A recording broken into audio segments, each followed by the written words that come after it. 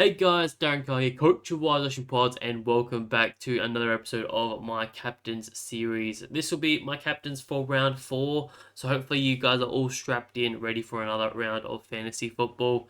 Obviously, the last round of the best 18s, so it is a big one, searching for those ceilings, and no better area to search than in your captain selection. So let's quickly just chop off to see how it went last week. So I scored 54th overall last week. Scored the 1691.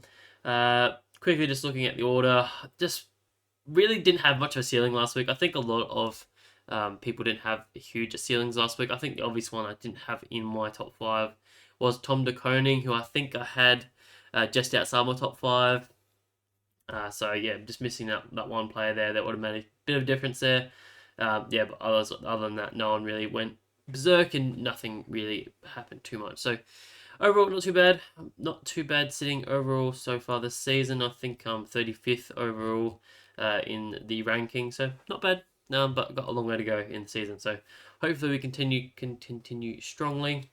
But on to this week, we are going to quickly look through my top 5, and then I'll expand on that a little bit more, my top 10, give a few honourable mentions, and then I'll give you guys what I'm looking at doing for this week's VC and C options. So at number 1, I probably should just reset this real quick.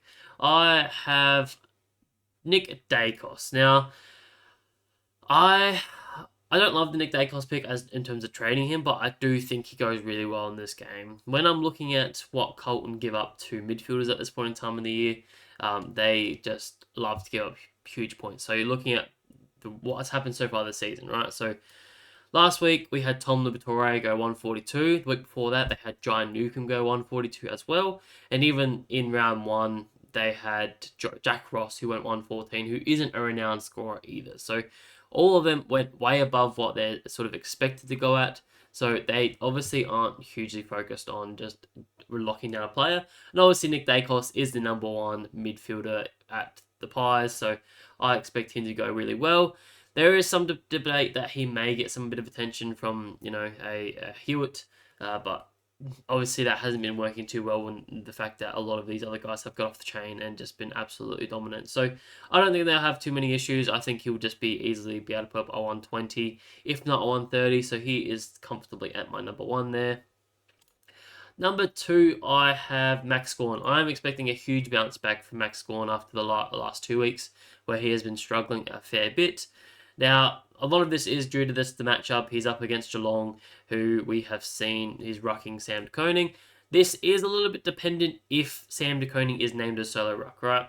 If Stanley comes back and is named in the side, then Maxwell probably drops out of my top 5 because he does struggle against Stanley a little bit. But from what I've seen so far, it looks like Sam de Koning will be the solo ruck this week, so that is good news if you are a holder in Classic, if you hold Sam de Koning, and if you have Max Gawn in your team as well. So fingers crossed that comes through, but that should be an easily 130 for Max Gawn. We saw what Rowan Marshall was able to do against Sam de Koning. I think it was only 2 weeks ago. So he put up a 142. So Max Gawn, very similar capacity to do that sort of range. So backing him in to go big this week if you're an owner. Number 3, I have Zorko. Now, he is the number 1 selected at this point in time, and a lot of people have him at number 1. I'm not as confident. While it is a great matchup, he's absolutely flying at the moment.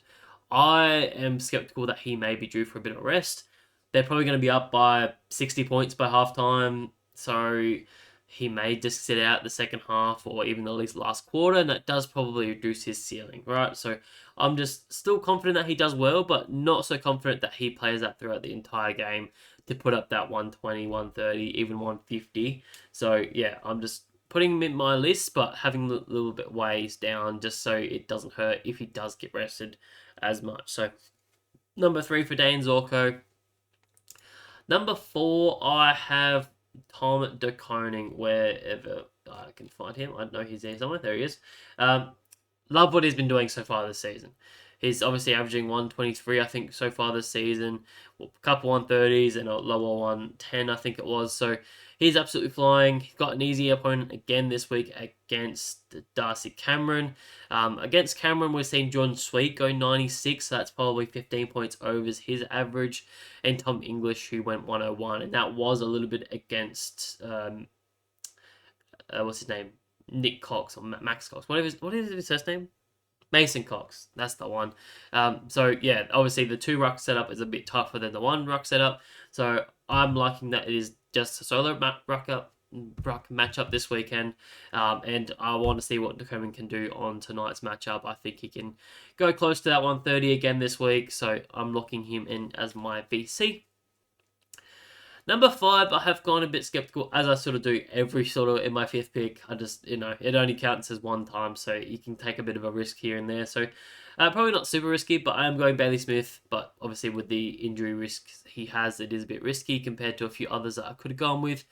But Melbourne are a pretty good matchup for midfielders, so I think Bailey Smith can get it done all around the ground. We know he loves a bit of a tackle, he loves a bit of a cuddle, and he does also play a bit on the outside where he does get plenty of marks as well. So he should have a pretty good one. Could be a worthwhile VC if you're going there. I'm probably just not super keen on it. I don't know if you back it in with a C just with the injury history at the moment. So I wouldn't be doing that, but definitely worth a VC if you're pretty bold on that one. Now continuing on to my rest of the top 10. So I've got Andy Brayshaw at number 6 there. Against the Western Bulldogs. We have seen quite good matchups and quite good scores against Western Bulldogs to start this year. You're talking Tom Powell at 121. Nick Dacos went 136 in round 2. And even George Hewitt last week went 116. So all above 110, close to 120. So I'm expecting Andy Brayshaw to have a pretty good round as well. So hopefully he can continue his good form from last week and hit that 110, 115 range. Josh Dunkley falls in at number 7. Just again, great matchup against Richmond. I probably could have slotted all of them into my top 5, but I wanted to be a little bit different. Again, could be due for a bit of a rest. And yeah, they haven't actually given up that many good scores, Richmond, I must say. Like for midfielders particularly, obviously you got Connor Rosie who went 145. That's probably a bit of an outlier. Besides that, it's been Jack McRae who went 113, which obviously is great scores, but it's not super consistent at this point in time. I'm looking for that data to really give me my best education on these results. So I didn't back in Josh Dunkley there, especially when he's got the likes of Lachie Neale against him. He probably doesn't get much of a tag this week, so Lachie Neale could rack up, which reduce points from Josh Dunkley. Similarly with Ashcroft, who knows what's happening with him, whether he's staying in the midfield a bit more, and obviously Hugh McCluggage, they could all go massive. But he's down there at number 7. Got Max Holmes at number 8. Again, very similar matchup against Melbourne. Can rack up at the best of times. We saw what he was able to do last week with a 119. Just probably have a bit more confidence with Bailey Smith just because Holmes doesn't tackle a huge amount. He's more of that, he likes to mark and be that halfback distributor, that sort of role where he's not that nitty gritty sort of I'll cuddle you to death sort of guy. He's sort of run and spread and get the +6s instead. So just really lacking that +4 action that would give him that huge bit of ceiling. So, but I really like what he's going to do this week against Melbourne. Clayton Oliver falls in at number 9, up against what's it called? The Cats. Cats are a very good matchup for midfielders, particularly. We've seen Jack McRae go 153 and Dunkley go 110 so far this season. So really good matchups. The only question I have is if he's going to have a bit of attention. They like to run with an Atkins that plays a bit of a run role, or they might even bring in an O'Connor who we know who's purely a tagger. So there is some skepticism there that I'm just waiting and watching. But yeah, he's down there at number 9 just because I think he can hit a 110 plus this week in a really good, nice matchup. Besides that, number 10, I have Lachie Whitfield just slotting in there at number 10, obviously against West Coast. Really easy matchup, but it's not the best matchup for these sort of designated kick-out defenders. Just because, they're not around the ball as much. If they're just getting it forward the entire time, it's not really spending too much time back. I think the exception to the rule was Dane Zorko went 126 a couple weeks ago. So there is the exception to the rule, and I do think Lockie Whitfield does slot into that same sort of category, the way they just find the ball no matter what. So he deserves to be on this list.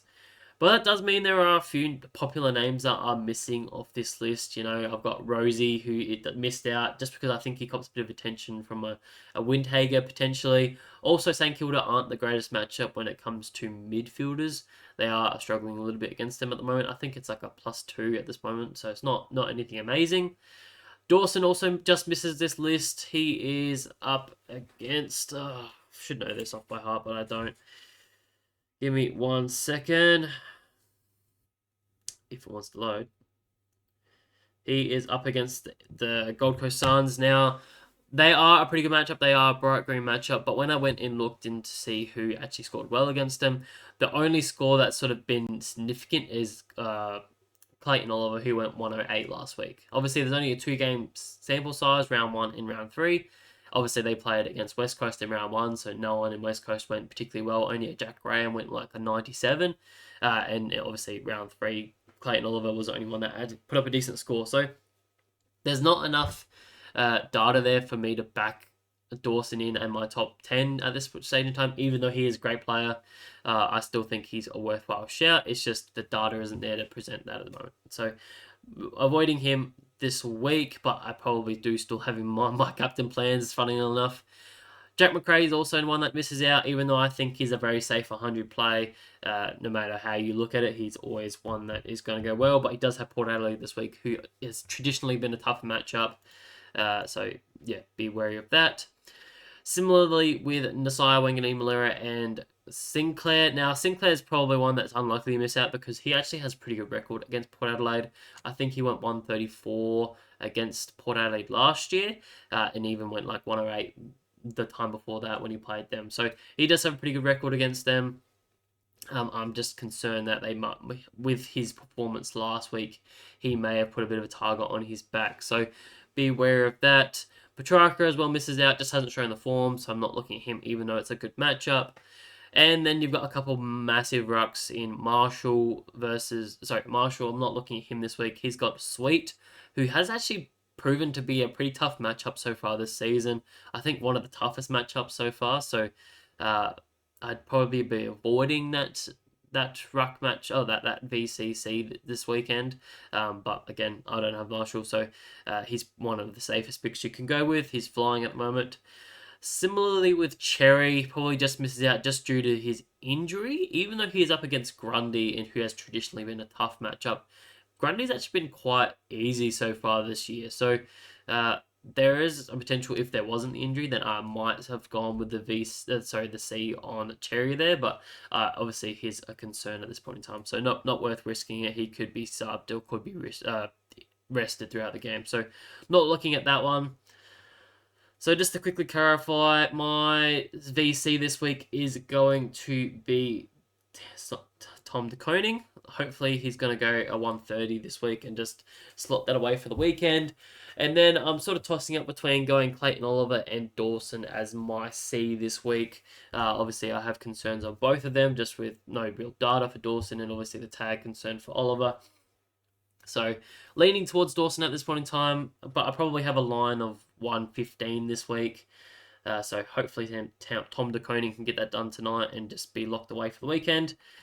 But overall, my captains have been going pretty well so far this year. For the first 3 rounds, I am averaging 125, which is up there. So yeah, hopefully we can continue the trend and keep pushing forward in the season. But just to quickly clarify, my trade so far, obviously things may change when teams come out in a couple of hours' time. That's obviously the first one's locked away. I don't see that changing. I want Ollie Hollands out, and I want Mateus in.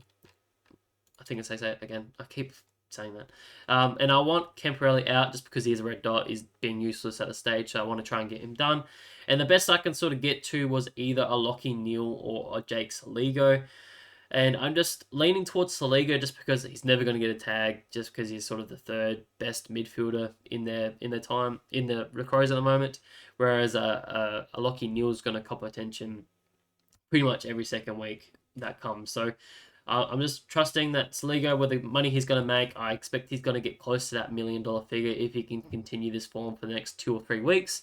looking at the cash projector. So, and I'm hoping I can just hold him until the mid-season buys, because it does have a fairly decent run. Like, it's very up and down, but definitely has some good patches in there. So hoping he can continue to go well and be a worthwhile pick and not let me down like he did last year. So fingers crossed that goes. I would have loved to get him up to Brayshaw, but I just didn't have the money unless I traded out the likes of a Lindsay. But I'm pretty bullish. I want to hold him just because I think he's going to be a vital rookie for us throughout the year. So this is how the team's sort of lining up at this stage.